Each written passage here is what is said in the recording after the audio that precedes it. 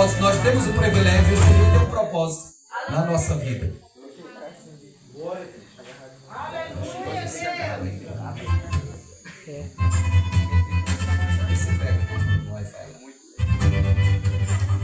E eu tenho certeza que o Senhor Jesus, Ele tem um propósito para cada um de nós. Você não sabe o porquê que Ele te escolheu. Nós não sabemos. Porque quando a gente olha para a esquerda, a gente vê alguém melhor. Quando a gente olha para a direita, a gente vê um melhor ainda. Quando a gente olha para frente, a gente vê outro melhor. Aí a gente vai dar uma olhadinha para trás, tem alguém bom lá atrás. Mas aí a gente se coloca, a gente está no meio. Aleluia. A gente está no meio. E se a gente está no meio, o Senhor nos escolheu. E se Ele nos escolheu, é porque Ele tem coisa boa para mim e para você.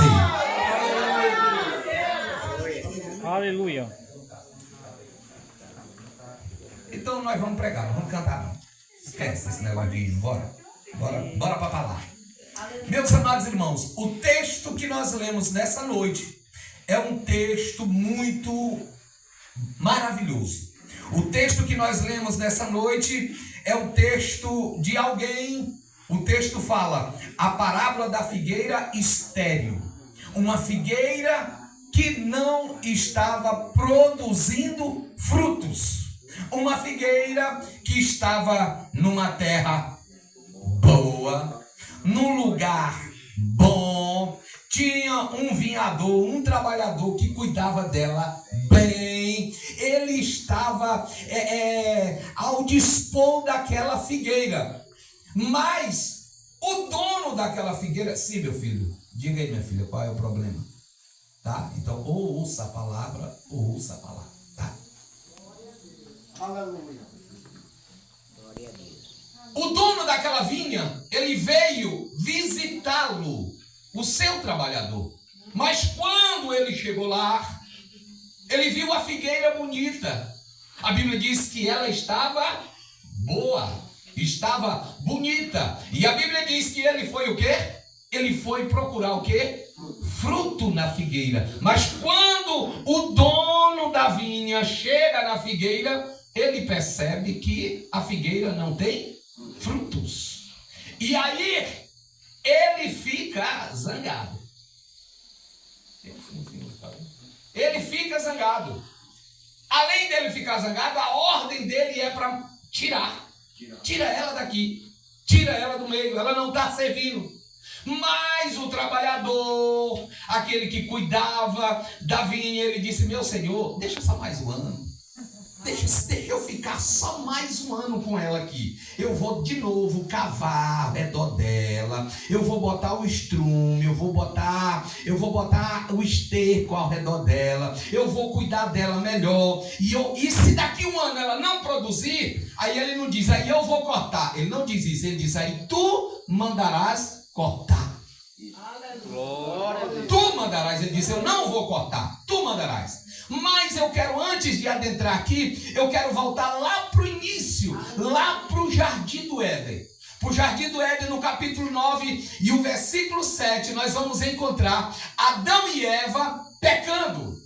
E a Bíblia diz que Adão e Eva pecam. E chega a hora do Senhor conversar com ele. O Senhor se apresenta e chama: Adão, Adão, Adão, onde é que tu estás? E Adão disse assim: Senhor, eu ouvi a tua voz e me escondi. Se escondeu por quê, Adão? Porque eu estava nu.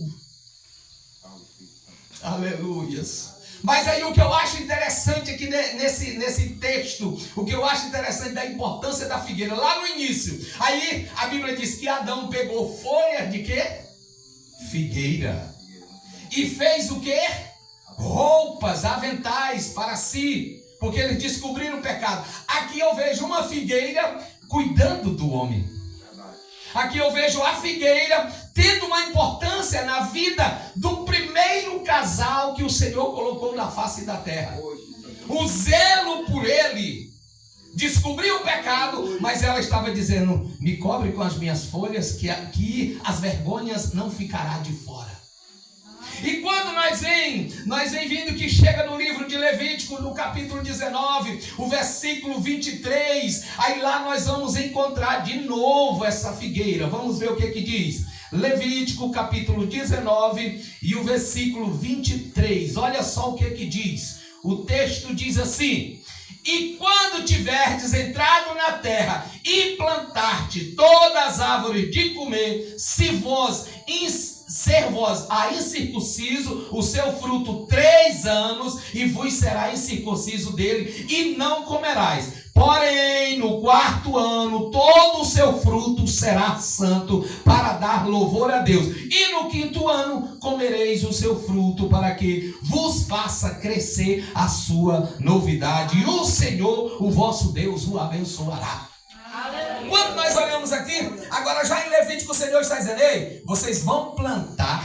Adão peca, Adão é protegido pela figueira. Já cá no Levítico, nós já encontramos Jesus, Deus falando: olha, todas as árvores que vocês plantarem de comer, a figueira está no meio. Todas as árvores que vocês plantarem para comer, durante 3 anos, vocês não comerão o fruto dela. Os irmãos, quando a gente vai para o texto, irmãos, vamos olhar o que a Bíblia diz. Durante 3 anos, tu não comerás o fruto dela. No 4º ano, o fruto que ela produzirá será exclusivamente para Deus. E no 5º ano só tu podes comer dela. Os irmãos já observaram que todas as árvores, todas as frutas que nós plantamos, frutas que não frutas que a gente usufrui dela, frutas que ela fica permanente produzindo.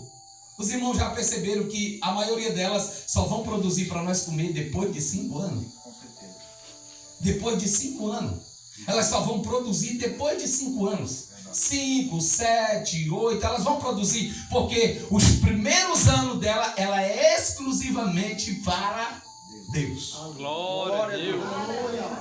Aleluia. Exclusivamente para Deus. É o texto que revela isso. É o texto que nos diz isso. É a palavra que nos diz isso. E aí, quando nós chegamos aqui no livro de Lucas, nós encontramos ele dizendo que um homem tinha plantado uma vinha, e dentro dessa vinha ele colocou uma figueira, plantou uma figueira. E eu fui atrás saber o porquê dessa figueira na vinha. Se lá não era um plantio de figueiras, lá não era um plantio onde plantava-se as figueiras para se colher os figos. Não, ela é uma vinha. E o que essa figueira está fazendo no meio da vinha?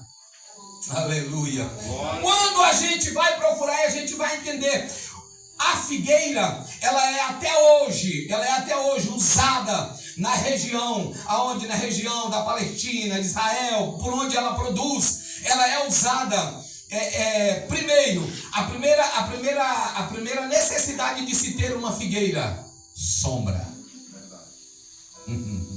Sombra. A segunda necessidade de se ter uma figueira: proteção.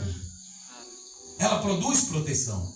Se os irmãos pesquisar no YouTube, se os irmãos pesquisar no Google, os irmãos bote assim depois e pesquise a árvore da figueira. Vocês vão ver foto de árvore de figueira. Vocês vão ver a árvore mais feia que tem.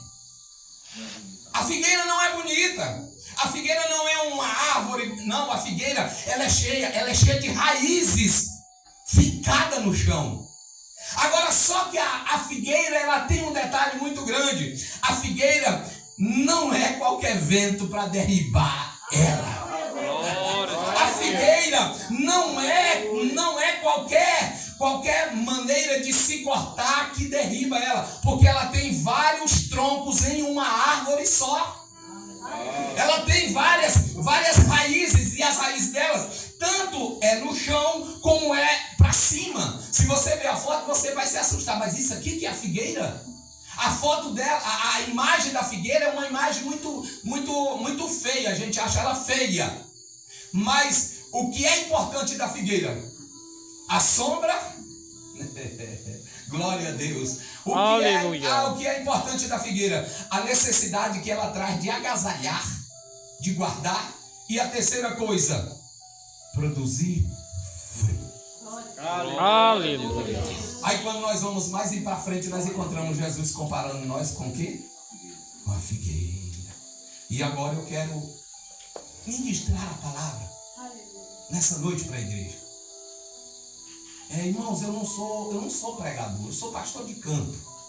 Pastor de campo, ele não é aquele pastor que vai fazer você se desmanchar em lágrimas, não. Mas se você der ouvido à palavra, você vai ver o que a palavra vai fazer com você nessa noite. A palavra vai restaurar a sua alma. A palavra vai restaurar o seu coração. A palavra vai restaurar o seu ânimo espiritual. Hoje foi falado muito aqui em desânimo espiritual. É o que está acabando com a igreja. Desânimos espirituais. Nós temos uma mocidade que não tem ânimo de nada. Nós temos uns adolescentes que não tem ânimo de nada. Nós temos um ciclo de oração que uma boa parte não tem ânimo. E nós temos um ministério que uma boa parte são desanimados. Sabe o que é isso? É figueira estéril. Deixaram de produzir, não produz mais. Porque a figueira que produz, ela sempre vai estar sendo visitada. Aleluia! Ela sempre vai ter alguém para estar debaixo das suas folhas, debaixo da sua árvore e, acima de tudo, comendo seus frutos, se alimentando. E eu quero dizer para você nesta noite, quantas vezes o Espírito Santo já procurou fruto em você esse ano, hein? Não vou falar do ano passado, não vou falar do ano atrasado, eu vou falar desse ano, eu vou falar desse mês, eu vou falar dessa semana. Quantas vezes o Espírito Santo te visitou, caçando fruto espiritual na tua vida, caçando fruto, caçando uma fruta, algo para se alimentar, e você não produziu. Aleluia, Deus. Aleluia. Você não produziu. Você deixou de produzir. Você deixou de produzir. Você deixou de fazer aquilo que o Senhor mandou. Você deixou de viver as vontades de Deus. Você deixou de fazer aquilo que o Senhor te chamou para fazer. Aleluia. Aleluia. Você deixou de praticar aquilo que era para continuar fazendo. Eu me lembro que no meu tempo de adolescente, de jovens, a gente ia para uma vigília. E a vigília não era isso aqui. A vigília não era isso aqui. Vigília era 1 hora de oração. Levanta, cantava hino da harpa. Não era hino, negócio de ninguém vir cantando. Não tinha cantor de vigília, não. Era hino. Eram os hinos das harpas, cantavam o hino da harpa, aí liam um texto, porque a questão da palavra, os homens que ficavam na direção do trabalho não tinham muita palavra. Eles liam um texto, falava algo dali e diziam, irmão, vamos dobrar o joelho, bora falar com o papai. Vamos falar com o papai. Irmãos, e eu cansei de ouvir, não participar, porque menino não participa, mas o pai leva, e ele está lá. Cansei de estar dentro da rede 4 horas da manhã e a igreja pegando fogo, os irmãos pegando fogo, a presença de Deus, Jesus batizando, Jesus curando, a mocidade sendo cheia, as crianças, toda a igreja sendo impactada pelo poder de Deus. Mas sabe por que isso? Porque a igreja produzia. Porque a igreja tinha fruto. O Espírito Santo chegava. Quando ele chegava, ele saía colhendo os frutos. E ele já saía enchendo. Ele já saía alegrando. E quando ele vinha colher o fruto, ele começava aqui colhendo e já ia adubando. Colhia aqui e já botava o adubo. Colhia ali e já botava água. Colhia aqui e já botava o sangue do cordeiro. E ele saía fazendo a colheita. E quando ele ia levar para o Pai, a igreja ficava cheia da presença do Espírito Santo. Aí hoje o Espírito Santo chega na vigília nossa. Aleluia. E nós achamos que estamos bombando. É verdade. Nós achando que estamos fazendo um auê grande para o céu. E o Espírito Santo já rodou caçando fruto e não achou. Por isso a esse, se cair uma agulha nós escutamos. Silêncio. Aleluia, Deus. Como que nós vamos morar no céu dessa forma? Aleluia. Glória a Deus. Como que a igreja quer entrar no céu? Como que os obreiros querem entrar no céu?